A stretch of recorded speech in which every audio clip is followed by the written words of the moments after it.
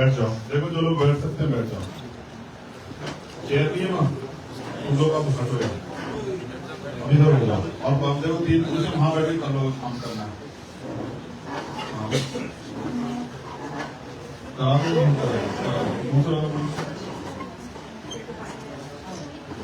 पीछे हो जाओ, नहीं बैठेंगे जगह नहीं, पीछे हो जाओगे थोड़े से।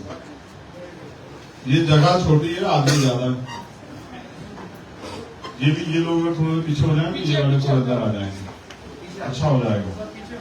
हो जाओ पीछे, जो बैठे बेचारे उनको भी एहसास हो कि बैठे। चलिए, मैं माजरात चाहता हूँ आप सब लोगों से जिन पे बैठने की जगह नहीं है। ये बराबरी नहीं है कि हम यहाँ बैठे और साथ आप लोग खड़े रहे। ये भी गैर बराबरी है, और किसी भी तरह की गैर बराबरी की मैं मुखालफत करता हूँ, उसके खिलाफ। अगर हम पे बैठने के लिए सोफे तो उनपे कम से कम कुर्सियां तो, अगर नहीं है तो फिर हम भी नीचे बैठे अच्छे लगते हैं, फिर हम कुर्सी बैठे अच्छे नहीं लगते। सब इंसान इज्जत रखते हैं, सब आदम बराबर है। यही समानता की है। तो मैं धन्यवाद दूंगा भाई तौसीफ का, मेरे बहुत प्यारे भाई हैं, बहुत अजीज। उन्होंने ऑफिस का इनॉग्रेशन किया, और इस अवसर पे क्योंकि मुझमें हर साल आता है, उन्होंने मुझे भी बुलाया। आनंद जी, अविनाश जी, मनीष साठे जी, कांति जी और हमारे एडवोकेट साथी और जो साथी हैं जिम्मेदार यहाँ पे, तो चले भी गए सुल्तान भाई छोटे, और मुशर्रिफ साहब तो जो मेरे बड़े प्यारे बड़े भाई हैं। मैं अक्सर उनसे कुछ ना कुछ सीखने के लिए उनके पास चला जाता हूँ, फोन पे सीख लेता हूँ। और तौसीफ भाई के वालिद साहब, वो भी मेरे बड़े भाई, बड़े प्यारे। रात देख के बड़ी खुशी हुई कि वो भी उम्र में आगे की जगह पीछे को हो गए। जैसे एक नारा वो लगा रहे थे कि आगे बढ़ो, तो मैं कभी सोचता हूँ कि किस तरह पढ़ो, क्योंकि अगर नहीं पता होगा किस तरह पढ़ना है तो खराब है। तो मैं मुबारकबाद देता हूँ सब लोगों को। सबसे पहले तो नववर्ष की, एक नया नववर्ष आज से स्टार्ट हुआ। ये नववर्ष आपकी जिंदगी में खुशहाली लाए। पूरे देश दुनिया में रहने वाले सोशल मीडिया के माध्यम से जो लोग हमें सुनेंगे उनके लिए भी मुबारकबाद, उनके लिए बधाई, हार्दिक शुभेच्छा कि स्वस्थ रहें, दीर्घायु हों, आगे बढ़े, और जिस जिस काम में वो अपने अपने काम में डटे हो, काम में कामयाब हो, दुनिया में हमारा मुल्क तरक्की करे, हमारा मुल्क मजबूत हो, इसकी आपसी प्यार, एकता, भाईचारा बना रहे, बहन बेटियों का सम्मान आगे बढ़े, उनको अवसर मिले। देश में जिसमें बहुत कमी है, मजदूरों को, किसानों को, नौजवानों को अवसर मिले, उनका सम्मान सुरक्षित रहे, और तमाम जो अलग अलग प्रोफेशन के लोग हैं वो भी अपने काम में तरक्की करें। ऐसी नववर्ष में मेरी हार्दिक शुभेच्छा। फिर आज शौर्य दिवस भी है, तो शौर्य दिवस की भी बधाई। मैं तो हर साल ही आता हूँ 2018 से। जब पहली बार आया तो पुलिस ने 3 दिन के लिए डिटेन रखा मुंबई में, फिर वहां से कोर्ट के ऑर्डर में छुट्टी आए तो यहाँ डिटेन कर लिया पुणे में। तो संकल्प था कि भाई जाएंगे तो जाएंगे। फिर गए तो देखा तो एक ऐतिहासिक नजारा था, बड़ा अच्छा लगा। और उसके बाद तो हर साल का हो गया, हर बार सबको पता मैं आता ही, तो किसी को बताने की जरूरत ही नहीं। हर बार चीज अच्छी, बीच में 2 बार कोरोना की वजह से डिस्टर्ब हुआ, कम लोगों को बहुत मिनिमाइज उसमें जाना पड़ा। ठीक है, वो अच्छा है, लोगों की जान की सलामती के लिए अच्छा था सरकार ने जो किया, मैं उससे कोई आपत्ति जाहिर नहीं कर रहा।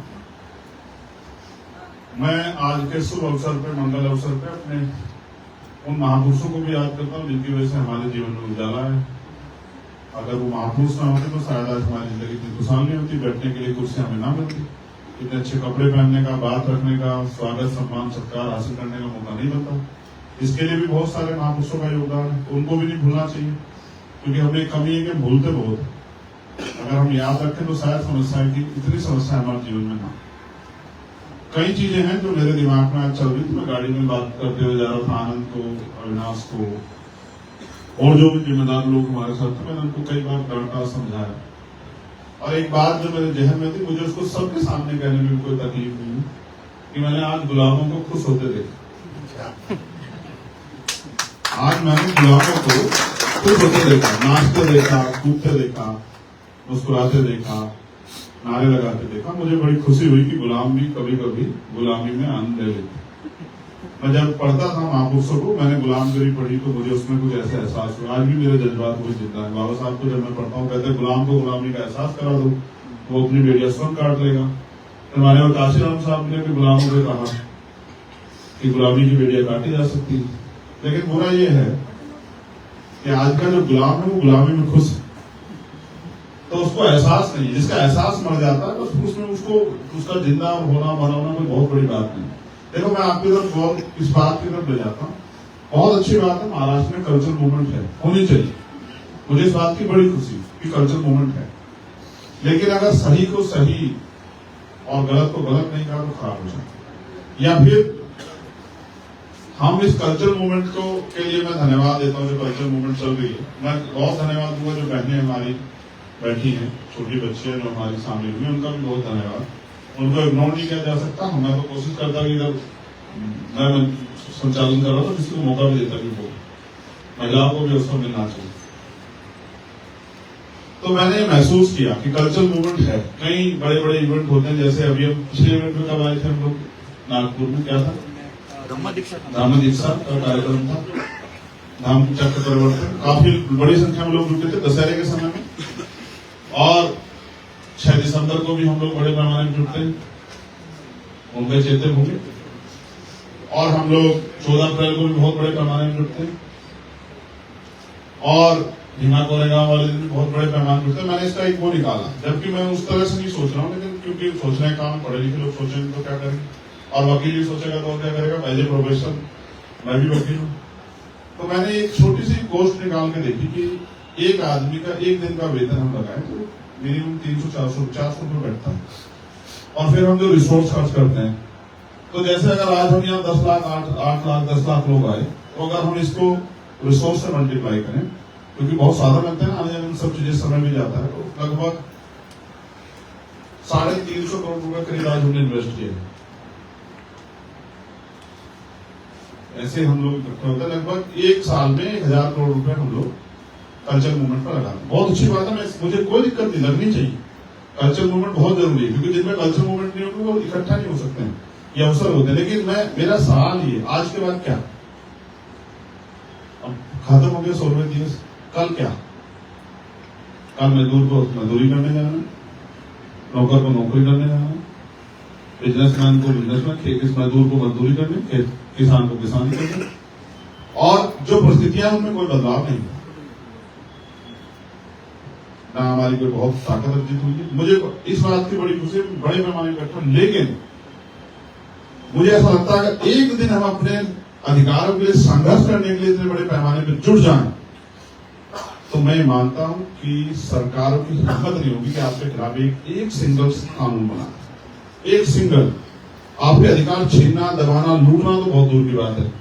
अगर सरकार आपकी तरफ आंख भी उठा ले तो मैं इस बात को नहीं स्वीकार करता। अगर इतने बड़े पैमाने पर एक दिन अधिकारों के लिए जुट जाए, आप कोई मैदान तय कर लो, जिस तरह से कल्चर मूवमेंट में जाते हैं, बेटे भी जा रही है, माँ भी जा रही है, बेटी भी जा रही है, पति भी जा रहे हैं, बच्चे भी जा रहे हैं। अगर एक दिन हम जुट जाएं, किसी भी एक दिन तय करके, किसी भी स्टेट में, आप एक दिन मुंबई में जुट जाओ इतने बड़े पैमाने में, एक अपनी किसी एक मांग को लेके, देखोगा सरकारों के पैरों तले जमीन का खिसक गया। इसलिए मैंने आज मीडिया के सामने कहा कि ईवीएम पर रोज जो कर रहे, इतने बड़े पैमाने पर एक दिन जुट जाओ, दिल्ली में जुट जाओ, आ जाओ सब लोग।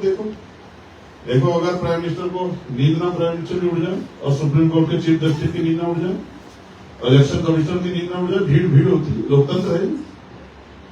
कोई भी एक दिन अधिकारों के लिए तो खड़े हो। ऐसा क्या हो गया है कि अधिकारों की लड़ाई में चंद लोग दिखाई देते हैं और नाचने गाने के लिए हजारों लोग दिखाई देते हैं।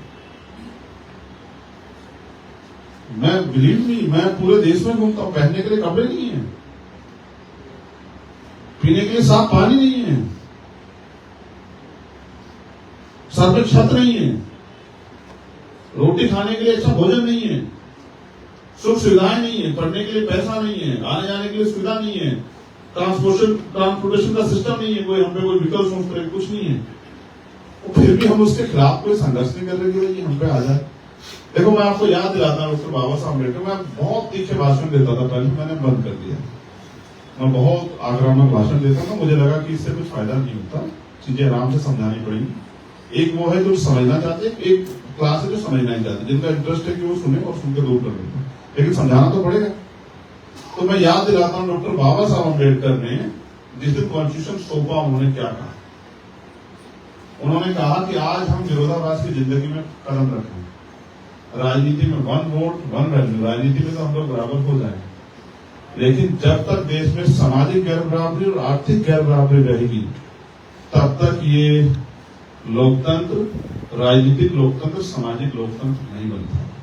और सामाजिक लोकतंत्र ये तब बन पाता जब जैसे कहते हैं ना कि इसमें अंतिम व्यक्ति का भी योगदान है, क्योंकि वोट डालने में पैसा नहीं लगता है। तो सामाजिक लोकतंत्र तब बन पाएगा जब एक छप्पर वाले व्यक्ति को भी उसी अवसर के साथ विधानसभा, लोकसभा का चुनाव लड़ने का मौका मिलेगा, पंचायत से लेके मेयर तक का चुनाव लड़ने का मौका मिलेगा, जैसा कि अमीरों को मिल रहा है। आज गरीब की हैसियत क्या है? इलेक्शन कमीशन कहता है 30-35 लाख रुपए होने चाहिए, आप लड़ सकते हो, इतना पैसा खर्च कर सकते हैं, इतना पैसा हो तभी लड़ोगे ना। तो गरीब का बेटा तो राजनीति में नहीं जा सकता। इसलिए तमाम चीजें कॉर्पोरेट सेक्टर के आसपास आ गई। इसलिए हमारे देश के प्रधानमंत्री अडानी अंबानी को सब कुछ सौंप के, और इस देश के को कुछ दिनों बाद ऐसा होगा कि देश ये चंद पूंजीपतियों के हाथ में गुलाम हो जाए और हम लोग उन चंद पूंजीपतियों को निर्भर हो जाए। कैसे? जब ईस्ट इंडिया कंपनी आई तो ऐसा थोड़ा ही कि वो कोई तलवार व्यवहार लेके आए थे, वो बिजनेस लेके आए ना। और एक समय ऐसा आया कि उस बिजनेस से हम लोग इतने उस पर निर्भर हो गए कि हम उसके बिना चल ही नहीं पा रहे थे। जब हम नहीं चल पा रहे थे फिर उन्होंने हमारी एनर्जी का यूज किया। भाई अडानी अंबानी, एक समय आएगा, छोटा बिजनेस तो बिल्कुल खत्म ही हो गया ना, जीएसटी जब से हुआ। एक समय आएगा सारी जनरल दुकानें बंद हो जाएंगी और स्टोर खुल जाएंगे। उसी स्टोर पे सुई से लेकर गाड़ी तक आपको मिलेगी। जिस दिन वो स्टोर बंद होगा उस दिन आप पीने के लिए पानी और दूध की व्यवस्था भी नहीं करते। लिमिटेड चीजें मिलेगी, लिमिटेड चीजें लेनी पड़ेगी। ऐसा नहीं रास्ता बन गया आपका, आप देख लेना। भविष्य यही है, कॉर्पोरेट सेक्टर का भविष्य यही। फिर पहली पॉलिसी किसी भी देश को पे कब्जा करने की यही है कि उसके बिजनेस पे कब्जा करो। जब वो लोग आपसे कनेक्ट हो जाए, निर्भर हो जाए, फिर उनकी मंजूरी का फायदा होगा। दूसरी, उस देश की सेना को इतना कमजोर कर दो या अपने प्रभाव में ले लो कि वो सेना आपके साथ काम करे। तो देश के प्रधानमंत्री अग्निवीर योजना लेकर, जिसपे अभी जनरल का बयान आया, रिटायर्ड जो जनरल उनका बयान आया कि भाई सरकार ने पूछा ही नहीं सेना को कि सेना को हम अग्निवीर योजना लाने वाले अग्निवीर बना रहे हैं, पूछा ही नहीं। उन्होंने दिया, अपनी किताब में लिखा, उन्होंने जो किताब लिखी।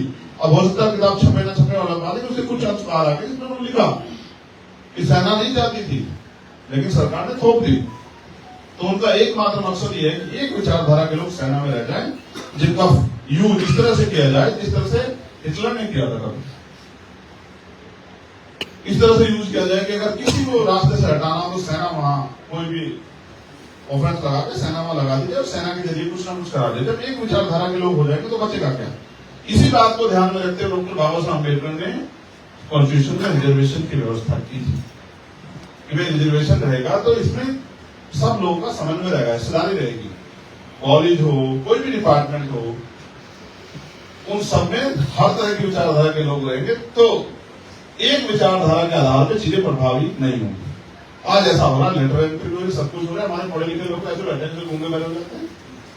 पहले आईएएस आईपीएस बनने में बहुत समय लगता था, अब तो आईएएस आईपीएस जरूरी फिर वो बन रहे सीधे ज्वाइंट कमिश्नर और वो क्या कहते हैं सेक्रेटरी वगैरह बन रहे। देखिए लेटर एंट्री को किसी पूछ करेगा, आपके बच्चे करेंगे क्या देश में? मजदूरी करेंगे, किसी के यहाँ झाड़ू पोछा लगाएंगे, किसी के यहाँ बर्तन साफ, इसके अलावा तरीका रास्ता क्या बचेगा? क्योंकि आप तो बढ़िया रोटी मिल रही है ना खाने को, गुलामों को बढ़िया सब कुछ मिल रहा है। गुलाम को क्या दिक्कत है? गुलाम तो अपने बारे में सोच रहा है। अगर बाबा साहब ने अपने बारे में सोचा होता तो आज ये चेहरे पे चमक होती क्या? चलो मैं याद दिलाता हूँ आपको 1 जनवरी 1858 क्या था। वो 1 जनवरी 1858 इस पे मुशर्रफ साहब ने बात रखी। वो सदियों का जो अपमान था, क्योंकि कहा जाता है कि आदमी भूखा रह सकता लेकिन पानी धोके नहीं रह सकता। वो जो सदियों का अपमान था, वो जो खून में हिलोरे मार रहा था, वो सामने आ गया संकल्प के साथ कि हमें गुलामी की बेड़िया काट दिया और कर दिखाया उन्होंने। अब देखो आज इतनी बड़ी फौज है, देश भर में इतने बड़े संगठन, इतना सब कुछ, ना तो गुलामों को कुछ करने को है ना गुलामों को कुछ संकल्प। गुलाम जो तनख्वाह उनका मिलती है, जो रोजगार अवसर मिले उनका यूज कर रहे हैं, लेकिन 10 साल बाद क्या? भाई भविष्य सोचेंगे नहीं सोचेंगे? भाई आज में अगर 40 साल में 10 साल में 50 साल में भारत की क्या स्थिति होगी जो आज हालात है? एक आखिरी अधिकार आपके पास है जिससे सरकार आपसे भाईचारा निभा रही है, दोस्ती रख रही है, आपको अपना कह रही है, वो है वोट। जिस दिन ये अधिकार आपका, इस अधिकार का खिलवाड़ हुआ, उस दिन के बाद आपकी कोई हैसियत देश में नहीं, आपकी बस्ती में पैर रखने नहीं आएगा। मैं नहीं कहता, डॉक्टर अम्बेडकर ने वोट का अधिकार दिलाते कहा था कि आज मैंने राजा का पेट छीट दिया, आज के बाद राजा मतदान पेटी तैयार होगा, बैलेट बॉक्स तैयार होगा। कितने राजा बनाए आपने, आप देख लो ना। कल्चर मूवमेंट ठीक है, बहुत जरूरी है, लेकिन कल्चर मूवमेंट से ऑर्गेनाइज क्या कर रहे हो, आउटपुट क्या है? और जब आउटपुट नहीं तो फिर क्या कर रहे हो? फिर जानवर में हमें क्या करके बताओ, जो सिर्फ अपने बारे में सोच रहे हैं। इंसान तो वही है ना जो दूसरों के लिए जिए, कुछ करके दिखाए, जिसके मन में कुछ संकल्प हो, सपना हो, तो कहीं नहीं। तो मैं तो ये देखता हूं, मैं खुश हूं, और मैंने इनको बहुत समझाया वो बातें। मैं नहीं कह सकता कि लोग तम्बाकू खा के, शराब पी के भी खुश हैं, आज खुश है मोमेंट को मैं इंटरेस्ट ले रहे, शौर्य दिवस मना रहे, मगर उनसे पूछे कि इस शौर्य दिवस में तुम्हारा क्या योगदान है? इस कॉन्स्टिट्यूशन में जिससे आपको रहते, तो आप सबका क्या योगदान है? जितने लोग यहाँ बैठे, कोई हिस्सेदारी है क्या? आपने लाभ लेने के अलावा किया क्या है, बताइए ना। जैसे शौर्य दिवस में हमारा कुछ है नहीं, वैसे इस कॉन्स्टिट्यूशन में भी हमारा कुछ नहीं है। हम तो इसका लाभ ले रहे हैं, लेकिन तब भी हम इसकी रक्षा नहीं कर पा रहे। आज इसको बिल्कुल निस्तारभूत किया जा रहा है। 141 MP बाहर कर दिए गए, और अपनी मन मर्जी के एक जो सबसे बड़ी दिक्कत खड़ी हो रही थी कि chief justice of India include हो रहे थे उसमें, जब इलेक्शन कमीशन का वो होगा, चुनाव होगा, इलेक्शन कमीशन का जब चयन होगा तो चीफ जस्टिस ऑफ इंडिया को बैठना पड़ेगा, तो उनको हटा दे चुपचाप। आज ड्राइवर सब लोग सड़कों पे, उनके ऊपर एक नया वो रिटर्न में वो नया वो कर दिया कि भाई 7 लाख रुपए का जुर्माना और 10 साल की सजा, तो वो बेचारे सड़कों पे। ये सजा आपको होगी सबको। आज उनका नंबर है, कल आपका नंबर है। देश में समय समय पर सब पिट रहे हैं। कभी एनआरसी में मुस्लिम भाइयों का इलाज होता है, कभी 2 अप्रैल में एसएस एक्ट पे आपका इलाज होता है, कभी किसानों का इलाज होता है कॉर्पोरेट सेक्टर के जरिए, और कभी निजीकरण और सबके दलित, पिछड़े, आदिवासी, मुसलमान, जैन, सिख, बौद्ध, सबका इलाज होता है। लेकिन गजब की बात है, इसके खिलाफ हो क्या रहा है? इलेक्शन आते हैं, हारते कह देते हैं साहब ईवीएम से हार गए, ईवीएम से, देन फिर अगले इलेक्शन में इंतजार करते हैं, फिर अगला इलेक्शन लड़ते हैं, फिर आपटे कह देते हैं। ना मेहनत करते हैं, ना तैयारी करते हैं, ना कोई स्ट्रेटेजी बनाते, कुछ भी तो नहीं करते। तो मैं समझता हूं कि हम अपनी स्थिति के जिम्मेदार खुद हैं, क्योंकि हम कुछ करना है। हम बातें बहुत अच्छी करते हैं, जैसे हमारे क्रांति ने कहा, हमारे प्यारे भाई ने कहा कि भाई रिजल्ट चाहे कुछ भी, क्यों रिजल्ट कुछ हो, रिजल्ट वही होगा जो हम चाहेंगे, अगर हम पूरी ईमानदार से काम करें। कोई रोक नहीं सकता हमें, अगर हम पूरी ईमानदार से शिद्दत से अपनी कीमत चुकाएं।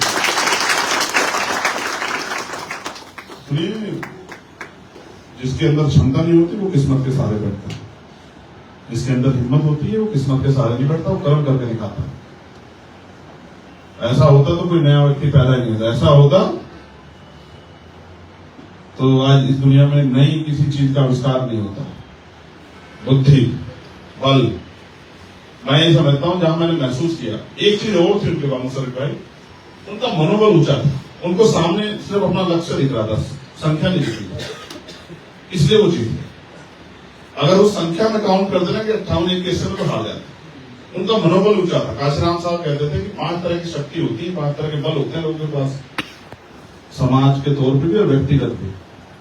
जब वो मूवमेंट की बात बताते तो कहता है पहला होता है बुद्धि बल, जो कुदरती उसको मिलता है। दूसरा होता है बाहुबल, जो उसके शरीर की शक्ति होती है। तीसरा होता है धन बल, जो वो मेहनत करके अर्जित करता है, या उसको पैतृक रूप से मिलता है। चौथा होता है ये लोकतंत्र जनबल, उसके समुदाय का, उसके क्षेत्र का जो संख्या था। 5वां होता है मनोबल। अगर ये मनोबल गिरा हुआ है तो चारों बल बेकार है। तो हमारा मनोबल गिरा हुआ है। हम वोट देकर दूसरे को तो बना सकते, लेकिन अपना नहीं बना सकते। आप अपने क्षेत्र में महसूस करो, बार बार 85 की बात, 85 भी छोड़ो, राजनीति 51% सहमति का। अगर 51% लोग आपके साथ हैं तो 49.9% लोग आपके खिलाफ हैं, कोई फर्क नहीं पड़ता। अगर 51% लोग आपके साथ, समझ रहे? तो इसलिए 51% लोग सहमति, फिर आपकी बुद्धि का क्या फायदा? वार्डों में वोट आपके, पार्षद कोई और बनेगा, सभासद कोई और बनेगा, मेयर कोई और बनेगा, विधायक कोई और बनेगा, विधानसभा में वोट आपके। आप अपने समुदाय को भी इकट्ठा नहीं कर सकते, क्योंकि आपका पेट भर गया, इसलिए आपको तकलीफ हो रही। जिनके पेट में भूख है या जिनके दिल में ठेस लगी है, वो बेचारे कुछ करने की कोशिश करें, बाकी किसी लोग को परवाह नहीं। जब तक ये बात हर व्यक्ति तक नहीं जाएगी और अपनी सोशल रिस्पॉन्सिबिलिटी हम लोग नहीं समझेंगे, तो फिर ऐसा होता, मेरा तजुर्बा है अगर आदमी का पेट छका हुआ और अच्छा सा माहौल मिल जाए तो आदमी पढ़ के सो जाता है। सिनेमा हॉल गए कभी? कुछ लोग सिनेमा हॉल में जाके आराम से सो जाते हैं क्योंकि पेट भरा होता है और ठंडी ठंडी हवा लगती है, एकदम नींद आ जाती है। ये कब होता है? नींद किसको नहीं आती? जिसके सपने पूरे नहीं होते। नींद किसको नहीं आती? जिसके मन में पीड़ होती है। जब तक इतिहास नहीं पढ़ोगे तो संघर्ष कैसे पैदा होगा, पीड़ कैसे पैदा होगा? जब तक दर्द नहीं पैदा होगा तो आप दवाई का इंतजाम क्यों करोगे? मैं आपका नाम नहीं जानता मगर मैं आपको ये पूछूं कि मगर बिना आपके पेट दर्द के आपको पेट दर्द की दवा तो आप ले लोगे? बुखार की दवा दूं? और जब आपको बुखार हो रहा हो तो फिर बिना पूछे दवाई ढूंढोगे नहीं ढूंढोगे? जब तक बाबा साहब ने कहा ना कि इतिहास आदमी को सीख देता है। जिस व्यक्ति को, जिस समाज को, जिस कौम को अपना इतिहास नहीं पता वो अपने भविष्य का निर्माण नहीं कर सकता। तो जब आपको इतिहास की जानकारी नहीं है, आपको एहसास ही नहीं है कि वो क्यों लड़े, जिनके लिए शौर्य दिवस, जिनकी वजह से आज शौर्य दिवस मनाने का मौका मिल रहा है, वो क्यों लड़े? अगर आपको ये नहीं पता तो फिर क्या फायदा? वो उस अपमान के खिलाफ लड़े जो उसका अपमान को उन्होंने महसूस किया। वरना तो एक कहानी और मुझे जो आपको सुनानी है, जो राष्ट्रपिता ज्योतिबा फुले जी के साथ घटी। जब उनको अपमानित किया गया शादी समारोह में, वो गए और जब जिनसे पूछा, जो दूसरे लोग उनके पास आए, उनसे पूछा कि भाई, उन्होंने पूछा भाई आप यहाँ क्यों बैठे हो? तो उन्होंने कहा आज मेरा अपमान हो गया, मैं शादी समारोह में गया तो मुझे बहुत बेइज्जत करके अपमान करके निकाला गया, तो मेरा मन कर रहा है कि मैं सुसाइड कर दूं। तो उन्होंने कहा है जो आपके साथ हो रहा है ये तो हमारे साथ रोज होता है, हम तो मरते नहीं। तो तब उनकी दिमाग में एकदम ये बात उनको क्लिक करी कि भाई इनको ये शिक्षित नहीं है, इसलिए इनको अपमान का एहसास नहीं। तो जिस दिन उन्होंने अपमान का एहसास किया वो लड़े और उनकी वजह से आज हम 200 साल बाद नहीं 226 वर्ष लड़े हैं। हम नालायक भी 226वें गार्ड में शौर्य दिवस मना रहे हैं, बाकी हमारा तो हमने कुछ किया नहीं, चीटी नहीं मारी हमने। हम तो अब तो लोकतंत्र है, राजतंत्र भी नहीं, किसी को मानना है, बटन ही तो दबाना है, वो भी नहीं कर पा रहे। तो देखो हमारे पूर्वज क्या थे और उन पूर्वजों की संतान देखो क्या। तो अपने आप को लायक कहने से पहले एक बार अपने अंदर जरूर झांके कि हम काम करें। मैं आपको ये नहीं कहता कि 10 साल में क्या करूंगा, मैं आपको ये जिम्मेदार से कहता हूं कि बहुत कुछ होगा, क्योंकि कोई और कर नहीं रहा, कोई और कर नहीं। आज अगर देश के संविधान पर खतरा है तो सभी दलों के रहते हैं, इन सबकी मौजूदगी में आया। हम लोग तो आए 3 साल पहले इस मैदान में, सारे दल यही थे, इनके नाम के नीचे से भाजपा सरकार बनाकर ये हालात खड़े किए और इनका नहीं पता। मुझे बहुत कड़वे शब्दों में कहना पड़ा, कौन सी पार्टी के नेता कब किसके इशारे से काम करा ये भी नहीं पता।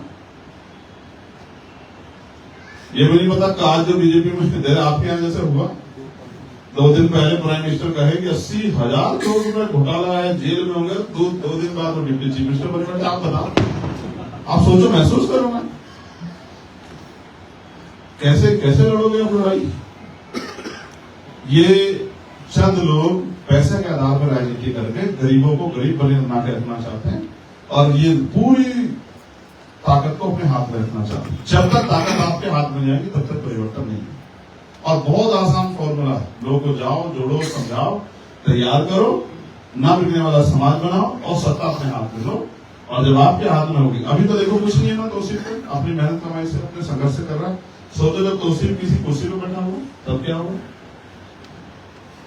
जब इसके पास कोई संवैधानिक ताकत होगी तब देखो किस तरह काम करेंगे। तो बात है दृढ़ संकल्प की, इच्छा शक्ति की और मनोबल की। ये 3 चीजें हमारे लोगों में खत्म होगी इस वजह से हम इस हालात में।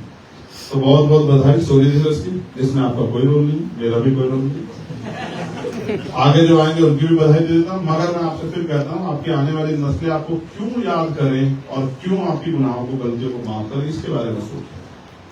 क्योंकि अगर इनके जो भी संभव है हमारी लापरवाही की वजह से अगर लोकतंत्र को, संविधान को नुकसान हुआ तो हमारी आने वाली नस्लें दुश्मन से भाई लड़े ना लड़े, लेकिन हमारे से जरूर लड़ेगी ना। एक आखिरी बात मुझे आपसे कहनी, मैं अपने सभी वक्ताओं से, दुश्मन को कोसना बंद करो, कुछ करके दिखाओ। हमने एक बहुत बड़ा काम है, हम साथ ही एनर्जी कमी को लगा देते हैं। दुश्मन ये कर रहा है, आरएसएस ये कर रहा है, फलाना ये कर रहा है, भाजपा तुम क्या कर रहे हो? तुमसे कोई पूछे तुम क्या कर रहे हो तो निर्वटे सन्नाटा। भाई वो कुछ कर रहे हैं वो तो करेंगे। अच्छा सत्ता में बैठ के वो अगर आपको जूते नहीं मारेंगे तो किसको जूते मारेंगे? हम लोग क्या? अगर सत्ता में बैठ के वो आपको कमजोर नहीं करेंगे, बेरोजगार नहीं करेंगे, ये जो ड्राइवर है ये कौन लोग हैं? सारे तो कमजोर वर्गों के लोग हैं, गरीब कमजोर मजलूम ही तो लोग हैं। कौन बड़ा आदमी ड्राइविंग कर रहा है पैसे वाला? देखिए 10 ड्राइवर हैं। तो पूरा तरीका, पूरा षड्यंत्र आपको आर्थिक रूप से कमजोर करके इस देश में गुलामों जैसी जिंदगी जीने के लिए मजबूर करना है। आप में इतनी भी हिम्मत नहीं है कि आप एक के मुकाबले एक से लड़ लो। ऐसी हिम्मत भी मुझे आप लोगों के अंदर दिखाई नहीं देती। लेकिन अच्छा ये है कि समय पर भीम आर्मी के लोगों ने मोर्चा संभाल लिया और अपने नौजवान साथियों ने एक हिम्मत पैदा कर दी कि जब सरकार ये कह रही थी कि अनाउंस से हम लागू करा कर रहेंगे, इन्हीं भीम आर्मी के नौजवानों ने पूरे देश भर में आंदोलन करके सरकार की नाक में बंद करके गृह मंत्री को बताया कि ये एनआरसी लागू होने वाली चीजें नहीं, ये देश में बंटवारे का अब चलेगा नहीं। क्योंकि अब लोग समझदार हो गए। मैं धन्यवाद दूंगा पुनः आज भी, क्योंकि बड़े पैमाने पर जो ऊर्जा थी वहां भीमा कोरेगांव भी हुए थे, जो बड़ी ऊर्जा थी वो नौजवानों की थी। और मुझे कहने में बड़ा फक्र है, खुशी है, 40 से 45 साल से नीचे के 40 से नीचे के नौजवान 70% की संख्या में थे और महिलाओं की बहुत बड़ी आबादी थी। हाँ, मगर बाकी लोग तो आज सोचा कि भाई भीमा कोरेगांव नमन के अच्छा छुट्टी बना लें। देखो हम कितने अच्छे हैं। वो सभी भाई बहुत कड़वी बात है, बुरी लगती है लोगों को। क्या कहें अब, मीठा अब गुड़ खिलाने से तो गए ना, नहीं सच्ची बताएंगे ना, नींद कड़वा होता है।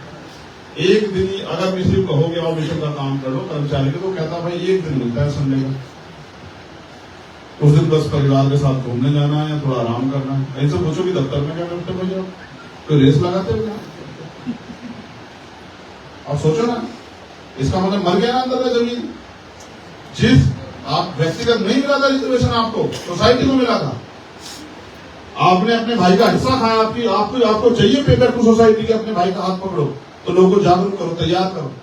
समाज सीधा साधा भोला वाला, तो आपकी मेरी जिम्मेदारी बनती है कि जिस समाज की वजह से, उसके हक की वजह से हम आगे बढ़े, हम उस समाज को अपने पैरों पर खड़ा करने में कुछ ना कुछ योगदान करें। और अगर हम ये नहीं कर रहे हैं तो हमसे ज्यादा नालायक कोई नहीं हो सकता। इसलिए बाबा साहब ने कहा कि मुझे मेरे पढ़े लिखे लोगों में धोखा।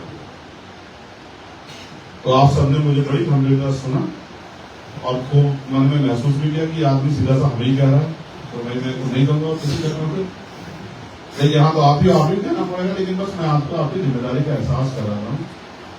अगर आप अपनी जिम्मेदारी का एहसास नहीं करोगे तो जब सब लूट जाएगा, फिर मेरे आपके हाथ में कुछ बचेगा। मुझसे भी लोग कहते हैं चंद्रशेखर भाई थोड़ी सी जल्दी कर दी। मैं उनसे कहता हूँ कि इससे लोकतंत्र खत्म हो जाएगा। चंद्रशेखर ही क्या करते हैं, तलवार थोड़ा लेके खड़ा होगा। आप समझो ना, आज जो हालात है लोकतंत्र के, लोकतंत्र फिर कमजोर पड़ गया, संविधान में से लोकतंत्र की जो ताकत तो चली गई, तो 5 साल बाद नहीं क्या करूंगा? बताओ ना आप मुझे। अभी तो हिम्मत है ना कि हम लोगों को तैयार करके राजनीतिक शक्ति छीन के इंसान इनको कमजोर करके अपने आप ताकत हो। यही तो तरीका है।